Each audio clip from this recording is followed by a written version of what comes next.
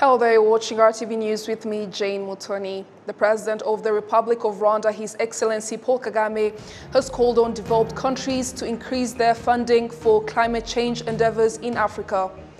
The Secretary General of the International Organization of La Francophonie, Louise Mushikiwabo, has held a meeting with the ambassadors of member states here in Rwanda and urged them to prioritize the needs of their citizens when engaging in diplomatic efforts.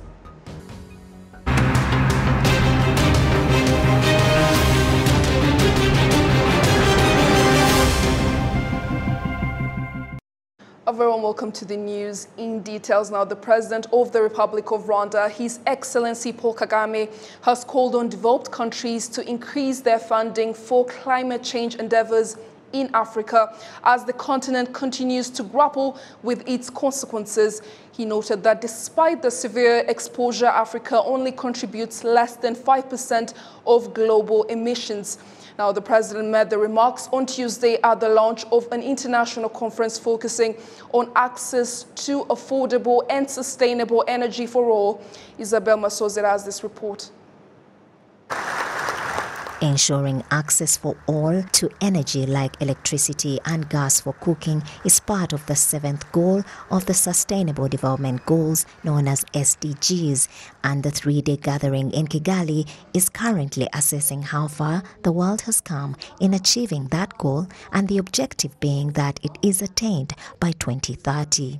While inaugurating the forum, President Paul Kagame asserted that the COVID-19 pandemic has slowed down the process of achieving this objective because currently more than 40% of the African population still has no access to electricity. Over the past decade, significant progress has been achieved toward the 7th Sustainable Development Goal on affordable and clean energy for all. Nevertheless, the COVID pandemic has reversed many of the gains. Today, in Africa, more than 500 million people still do not have access to electricity. This energy crisis coincides with the threat of climate change, to which our continent is especially vulnerable. Switching to renewable energy is crucial. That is why creating an enabling environment to attract investment in sustainable energy is so important. While addressing participants, the UN Secretary General Antonio Guterres called on all countries to adhere to the use of renewable energy sources because in addition to protecting the earth and its inhabitants, the use of clean energy provides 3 times more employment opportunities compared to what air pollution does. He also reminded development countries to implement their commitments in the face of climate change. Closing the energy access gap and ending energy poverty is crucial to delivering on the 2030 Agenda for Sustainable Development. It is also fundamental to tackling the climate crisis. To limit global temperature rise to 1.5 degrees, we need to accelerate the deployment of renewable energy and transform energy production. In many countries, solar and wind are already the cheapest source of energy, and the renewable energy sector generates 3 times as many jobs as the fossil fuel sector. We need to shift to sustainable energy systems everywhere. The addiction to fossil fuels must end, starting with coal by 2030 in OECD countries and 2040 everywhere else. And we must leave no one behind. Developed countries must honor their promise to provide $100 billion a year for climate action in developing countries. Let us pursue an agenda that is good for both people and planet and build a sustainable, just and equitable energy future for all. The meeting comes at a time when countries around the world are in the process of recovering from the devastating effects of the COVID-19 pandemic. The pandemic is another problem that adds to the problem of climate change and its effects, which has been difficult for the world and Africa in particular. President Paul Kagame challenged developed countries to increase their support to African countries in the face of the effects of climate change. By integrating sustainable energy in pandemic recovery plans, we can accelerate the transition to clean power.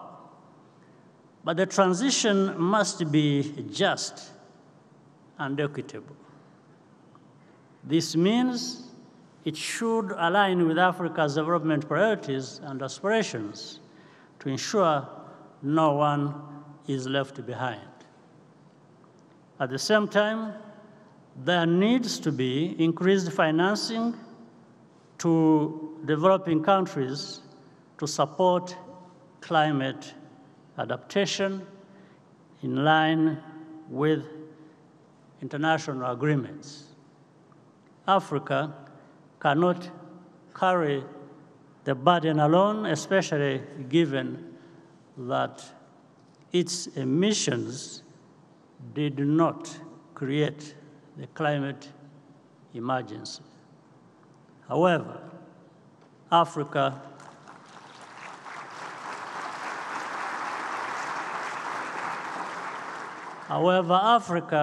will be part of the solution. More than 1,500 people from around the world attended the conference in person, while more than 500 participants attended virtually. Rwanda is the first African country to host the forum. Isabel Masozera, RwandaTV News. Thank you, Isabel, for that report. Now, the Secretary General of the International Organization of La Francophonie, Louise Mushikiwabo, has held a meeting with the ambassadors of member states here in Rwanda and urged them to prioritize the needs of their citizens when engaging in diplomatic efforts. Precious Kirezi has this report. During her first official working visit to Rwanda, the Secretary General held discussions with those representing member states of the organization Francophonie in Rwanda, as well as the French-speaking press. She says the organization is pushing forward economic cooperation, and it is their intention to hold an international convention on this topic in Rwanda sometime in the near future.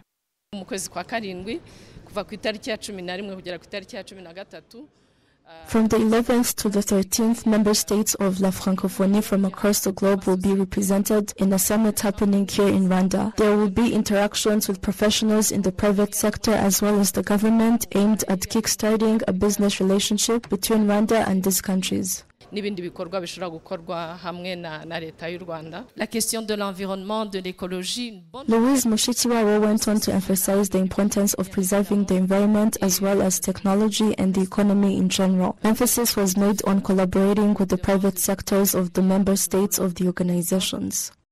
Harimo kwitaho kurushaho ibijyanye n'ikoranabuhanga, le numérique. Developing the use of technology is what we're prioritizing the most, as well as preserving the environment. The young adults we have spoken to have asked that we exert our organization's effort into preserving the environment, which is in line with our initial targets. More discussions with those in the private sector have led to them asking the organization to focus on activities in line with economic development. La toute première chose. Aside from Rwanda, the gathering is also expected to take place in Gabon, where a progression regarding economic cooperation and the needs of investments between member states is highly anticipated. Rwanda has been a member of the International Organization of La Francophonie since 1970, and Louise Mushikiwabo was elected as the organization's Secretary General in 2018. Precious Sirezi, RTV News. Committee on Economy and Trade in Parliament says that something needs to be done to increase the role of insurance in the national economy and social welfare. This was stated when the committee members presented their report to the plenary session in the Chamber of Deputies on an analysis done on the activities of the Central Bank of Rwanda. The committee analyzed the impact of the COVID-19 pandemic on the implementation of the monetary policy and currency value. The fact that a number of projects in Rwanda are in the unevaluated category slows down cooperation with financial institutions and hinders digital payment methods. Some MPs have complained about the issue of the insurance sector not allowing competition in service delivery. Hence, clients are losing their options due to the introduction of general prices and similar services. Some complaining that they are oppressing clients. When a person has a comprehensive insurance or omnium insurance, when that person gets into an accident, they are asked to make an initial payment of 200,000 Rwandan francs, yet the insurance they have covers everything, and they insist that you pay the amount, explaining that each and every minor accident is now using the insurance, which doesn't make sense. And this issue was being brought up for a while, and I wonder why the National Bank of Rwanda is not addressing it. And in most cases, you find that the financial institutions are only protecting the benefits of insurances instead of being partial and protect the client as well. The chairperson of the Committee on Economic and Trade in the Chamber of Deputies says that it is due to the lack of innovation in delivering insurance services that results in the creation of services that are only there to sustain these institutions in order to avoid losses. The Prime Minister had brought up a law for all commercial buildings to have insurances, but it was never implemented. And in Rwanda, the rate of the impact of insurance usage on the economy is still low, whereby it is at 1.7%, whereas in other countries you find that it has reached 20% of their GDP. Campaigns and innovations or creativity in the insurance business, whereby you find that a very small amount, say 0.1%, goes to the insurance company from a person's transport fee, or each household to be facilitated to have an insurance, so that it benefits both the people and insurance companies. The committee was pleased with some of the measures that were implemented by BNR, as they have helped to increase investment in financial institutions and help reduce the cost of loans in banks and promoting online transactions during the COVID-19 pandemic. It was also pointed out that there is need for efforts in raising awareness about the operations and the benefits of seeking financial services and saving. Investment between Rwanda and France, parliamentary cooperation and the war in Ukraine were among the issues discussed between officials in Rwanda's Senate and a French delegation led by Senator Olivier Cadic on Tuesday. Following the closed-door meeting between the two sides, the French senator made these comments. J'étais très honoré de rencontrer le président du Sénat. I was very happy to meet the president of the Senate, the two vice presidents and others, and I can say that I am also very happy to be back in Rwanda following the visit made by our president, so that I can support the efforts of French nationals here in Rwanda to help with the country's developmental efforts. I am proud to be part of those efforts, and I must say, I am happy with the policies the country has adopted when it comes to politics, seeking to address problems through dialogue as the Rwandan constitution requires. I have learned important lessons that I believe French politicians should learn from Rwanda. As a senator who campaigned as an independent, I am always seeking to work with all sides without favoring anyone, and the policies here reinforce that. I commend the discussions that seek to promote parliamentary cooperation, with both sides learning from each other. I truly learned a lot and I am pleased. Et moi aujourd'hui je suis ravi parce que j'ai beaucoup appris. The discussions also looked at other matters such as the ongoing war in Ukraine. yibanze cyane kuri iriya ntambara iri hagati y'Uburusiya na Ukraine. We spoke on the ongoing war between Russia and Ukraine, and he told us that he visited Ukraine and saw with his own eyes the destruction there, and even showed us pictures. He is the first person I have met that has been there and is able to give us a first-hand account of what is happening. And I told him that the reports we usually get are either biased towards the Ukrainians or the Russians. He showed us the seriousness of the situation on the ground and what it could mean for the rest of the world, and we thanked him for it. Rwanda-France bilateral relations focus on national policies, the economy, education and justice, with the two now working together to bring genocide suspects to justice. This new chapter in diplomatic relations comes following a period during which they had been severely strained due to France's role in the 1994 genocide that was perpetrated against the Tutsi here in Rwanda. May 17th is the World Hypertension Day. Health experts here in Rwanda have once again stressed that the condition can be prevented through a balanced diet and avoiding obesity.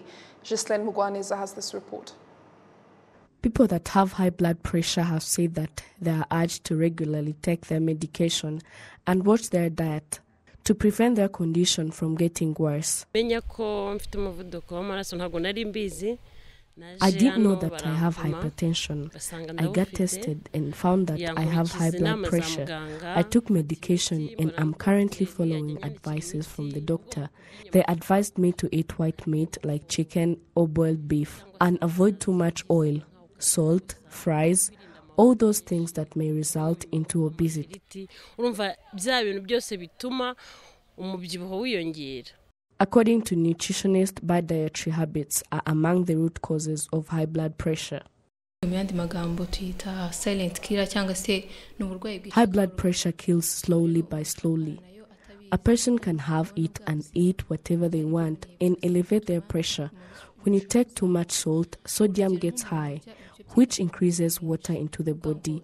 That is why people with hypertension are more likely to have swollen feet. Industrial food, fried food, increase high blood pressure. Most of people receive here have high blood pressure. Nutrition specialists like Claire Mfiteyesu have noted that apart from blood pressure, there are other non-communicable diseases caused by obesity. An obese person is likely to have fats that close veins. When the vein is small, it will be hard for blood to pass through, which result into high blood pressure. Blood pressure leads to different diseases, including strokes, heart attacks, and kidney problems. Sports and taking a balanced diet like fruits and vegetables will prevent you from obesity, which results into high blood pressure. The cardiologist, Professor Joseph Muchumbitsi, has noted that cardiovascular diseases are a growing concern globally. Cardiovascular diseases are killing many people worldwide. It kills millions plus diabetes, cancer, respiratory diseases that kill 41 million people every year. In Rwanda, 47% die from non-communicable diseases. We always teach them to do medical checkup, to know if their weight is balanced with their height. Do they know their blood pressure level? Figures from the Ministry of Health indicate that 15.9% of all adults in the country have high blood pressure. According to the World Health Organization, more than 1.2 billion people aged 30 to 79 worldwide have hypertension, most living in low and middle income countries, and that 46% of adults with hypertension are unaware that they have the condition. Ghislaine Mugwaneza, RTV News. The Ministry of Education is focusing on putting more efforts in research that provides solutions for challenges faced by Rwandan society, which is why, in partnership with Sweden, Rwanda is looking at how PhD students carry out their research and dissertations here in the country without having to go abroad to do it. Olive Nete has this report. Experts in education point out that there are a number of benefits with the forthcoming introduction of PhD degrees in Rwanda, including capacity building of the country, reduction in costs that are used when people go to study abroad, and many more. The Deputy Vice-Chancellor in charge of strategic planning and institutional advancement in the University of Rwanda, Dr. Papias Musafiri, pointed out that the cost of one student who goes to study abroad can support about 5 more students, thus help the country to have the required number of researchers needed by the country to address challenges faced by the country.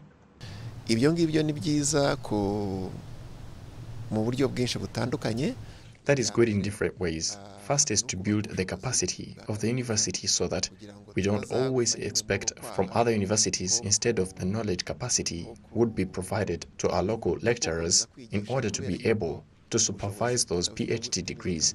Another thing is that The money spent as fees on one student in Sweden can support 5 students within the country, thus helping us to increase the number of those we can manage to teach. Another thing is that those who go abroad to study do not all return back due to other opportunities, but when they are taught within the country, it gives hope that you fully have the capacity built.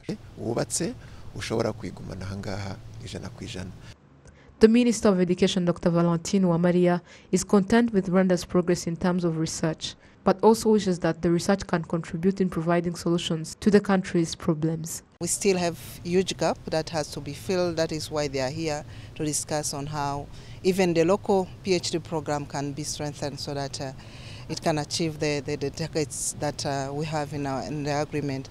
But also what is being done is to discuss how do we strengthen the research capacity, because yes, we have that good number of graduates or doctorates, but how their research findings are impacting the socio-economic transformation of the country. And that is where we have to put more focus, try to find means to really do research that resolve the current issues that the country is facing. The Ministry of Education and the University of Rwanda are in a 5-day meeting with the Swedish experts in education about the cooperation to improve the quality of education through the research conducted by the students in the doctorate program. The Swedish ambassador to Rwanda, Johanna Teague, is content with this partnership with Rwanda in the field of education. She notes that she finds it productive. It means a lot to have higher education. We are now working on seeing how we can strengthen education or higher education for impact. There's also a local PhD programs being developed, which Sweden are supporting. And we also believe it's really important to highlight all the great people coming out of this program that are going on to take on important positions. So it's a super program. And yeah, we are here to discuss how to have a solid foundation to take it forward. In the 20 years of cooperation between the University of Rwanda and Sweden, 85 Rwandan students have gotten PhDs in that country. 27 of them are female. Olive Nete, RTV News. On Tuesday, the Rwanda Inspectorate Competition and Consumer Protection Authority, RICA, announced that it is going to start a campaign on safe and quality meat with the theme Safe Quality Meat for All. At press conference, RICA pointed out that there are a number of challenges faced in the processing and trade activities of meat business, including the cleanliness of the business premises, the unlicensed traders in the business, and many more. This campaign aims at encouraging sellers to trade quality meat so as to avoid different consequences that could come from poor quality meat.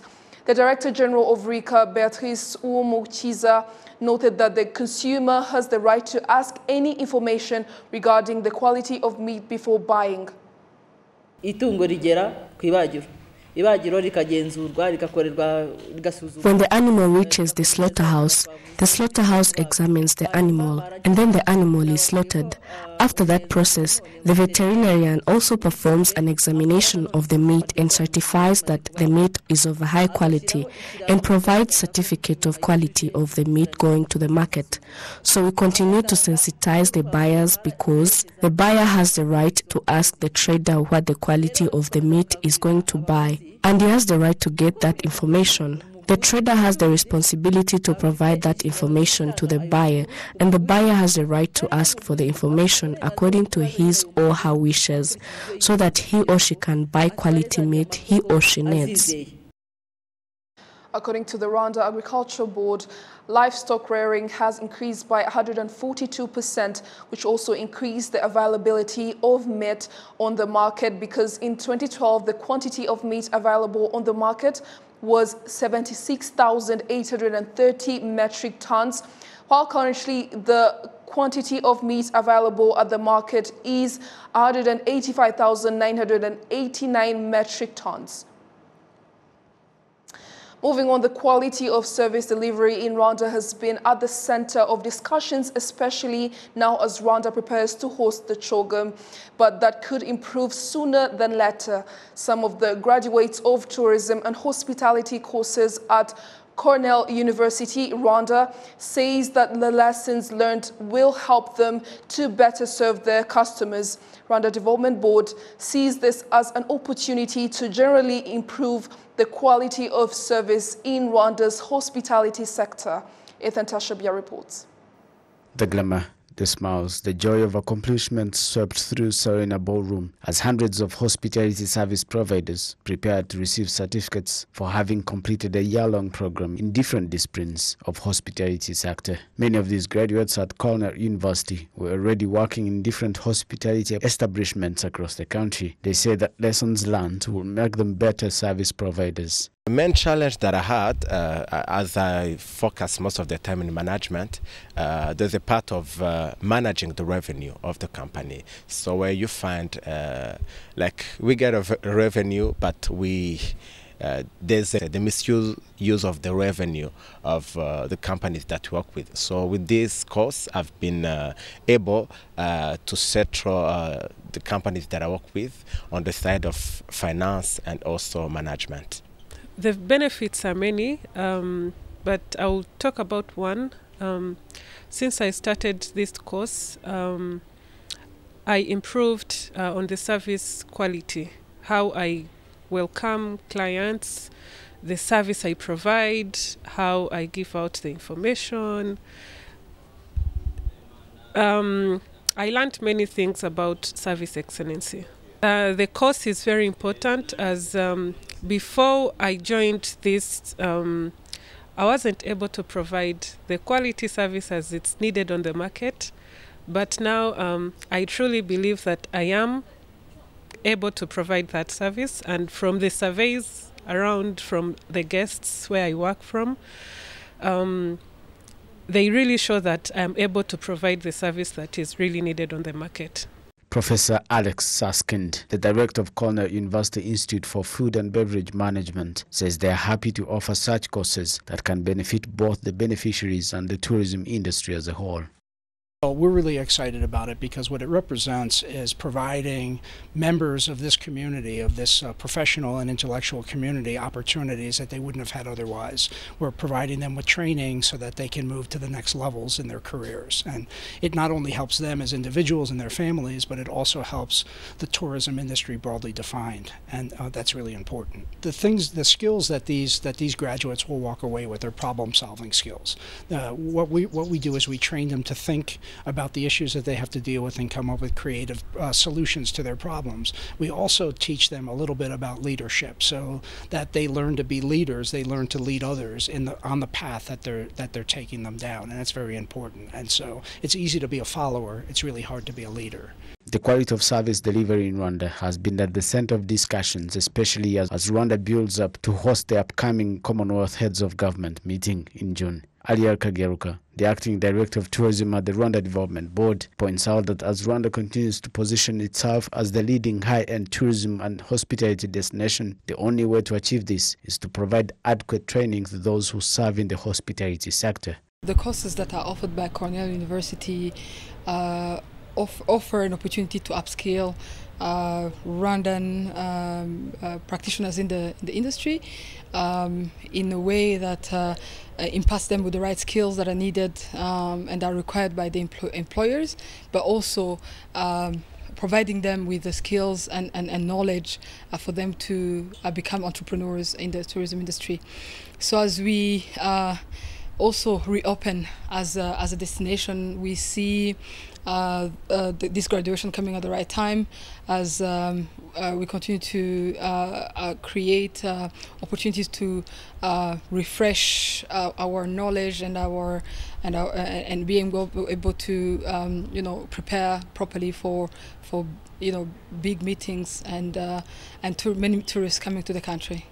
Cornell University, a private Ivy Research University headquartered in Ithaca, New York, has been offering online courses in Rwanda since 2019, with more than 1,200 graduates receiving advanced training courses in hospitality management. Reporting for RTV News, Ethan Tashabia. Well, there you have it. On behalf of the entire news production team, thank you so much for your company. I'm Jane Mutoni. Bye for now.